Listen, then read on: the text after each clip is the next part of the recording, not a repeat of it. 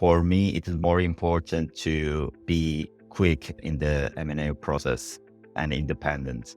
And when you work in the corporate structures, you need to be a little bit more cautious because you need to also wait for the decisions. So the decision-making process is also a bit slow.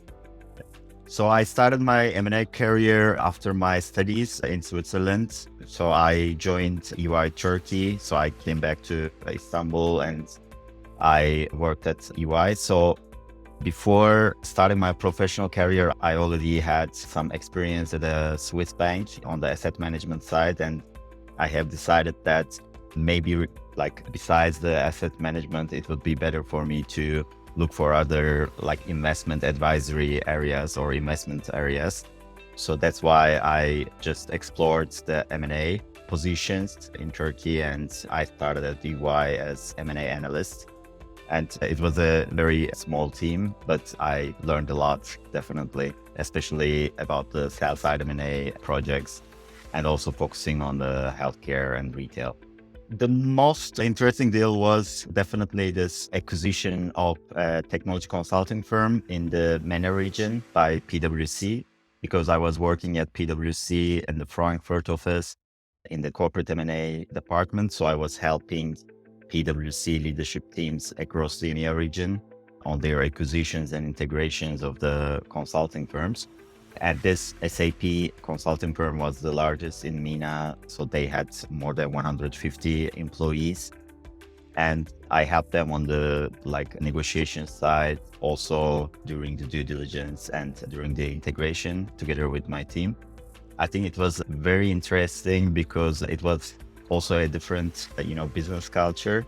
But at the same time, it was a quite big deal for PwC. I mean, they had offices in 6 countries in total. And definitely I learned a lot, especially regarding the negotiations with sellers. So I was on the buy side. It was quite interesting to experience that. I would prefer buy sides because, I had experience on both sides. At EY Turkey, my clients were mostly on the sell side.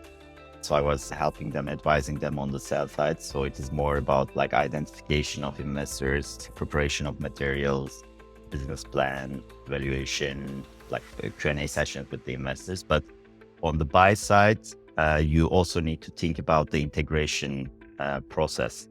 So it means you need to also interact with the other work streams. So for example, at PwC, I was quite close to, for example, independence team, HR team, internal finance, internal tax. So it is, I think, more interesting because you interact with different kinds of functions internally and you also learn a lot from them. And most of the time, of course, like during my freelance career, for example, I also experienced that there are not really sophisticated corporate M&A teams all the time because not everyone needs that. But when you go to this freelance project and advise the functions, internal functions, you realize that it quite add value to them because they don't have the experience during the due diligence about the integration. If they don't make too many acquisitions. So in that sense, on the buy side, I feel that I have more add value, and that's why it's more interesting for me. I would say in the M&A process, it's mostly interesting to review the business plans and the financial models because it is more about understanding the business model and not only about building the assumptions or building an Excel. So it is more about understanding the business model, what type of client they had or what type of services, products, what are the main expense items, or during the forecast periods, what will be the plans, the expansion. So it is also technical. So you are playing with the numbers, you are looking at the assumptions, you also need to look at the market benchmarks, KPIs, just to be consistent and to be ready for the questions, both on the buy side and on the sell side. It is really interesting to look at the numbers, but also understand those assumptions or correct those assumptions. I think it is the best part of the M&A process. Maybe the negotiations also, because you are structuring the deal. So you need to find solutions based on your experience to the challenging topics during the M&A process. So maybe negotiations is also another interesting part. I always wanted to be a freelancer. So I was already planning that like 4 or 5 years ago before coming to Germany. And after my experience on the buy side at PwC in 26, I have also seen that, I have experience on the both sides, like on the buy side and on the sell side. So it would be quite valuable to the clients, both on the buy side and on the sell side. And I mean, everybody says that it is, giving you flexibility, that you can also select the projects, you can also select your focus area. But for me, it is more important to be quick in the M&A process and independent. And when you work in the corporate structures, you need to be a little bit more cautious, because you need to also wait for the decision. So the decision-making process is also a bit slow. But as a freelancer, you can be quite fast and more effective. So that's why I chosen the freelancing career. Yeah, my customers that I focus on are generally on the buy side as a freelancer, because on the buy side, there are corporates who do not have corporate M&A teams, so permanent corporate M&A teams, since it is quite expensive to, keep them. So on the buy side, I see that maybe more than 70% of the SMEs or even large firms, they don't have the M&A capabilities. So there's a need, and I provide that solution to them from a buy side M&A perspective, which means like identification of potential targets, approaching the targets, negotiating with them on the non-binding offers. During the due diligence, also I coordinate the process, like also hiring the advisors and, getting the deliverables, application of them to the SPA. So it is mostly on the buy side, and my experience lies on technology and healthcare so far. So at PwC, I was mostly looking at professional services companies like consulting companies, cybersecurity consulting companies, and technology consulting companies, together with the management consulting. So that's why one of my focus is like on the buy side to support professional services corporates, and also healthcare, because I have been working with healthcare leaders especially in Turkey, and they also have quite big connections, like a network around the world. So, and I also had managed a lot of deals in the healthcare.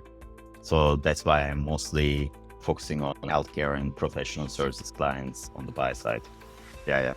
So as a freelancer, I differentiate upon my experience on the both sides. So this is the one thing, because not everyone had the chance to be on the both sides of the table. So I know when I'm on the buy side, I know what type of answers to my questions can be given, or like what is the logic behind the sell side, actions or assumptions.